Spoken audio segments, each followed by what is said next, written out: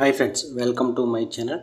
ఈ వీడియోలో మనం మాస్ జాతర director and writer Bhanu Bhogavarapu దర్శకత్వం వహించిన హిట్స్ ఫ్లాప్స్ ఆల్ మూవీస్ గురించి తెలుసుకుందాం ఫ్రెండ్స్.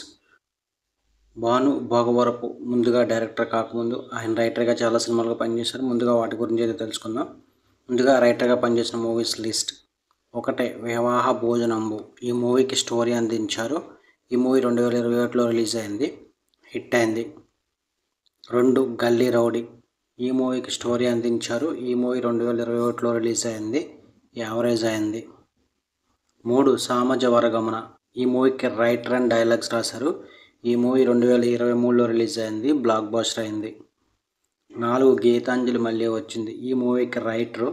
ఈ మూవీ 2024లో రిలీజ్ అయింది, ఫ్లాప్ అయింది.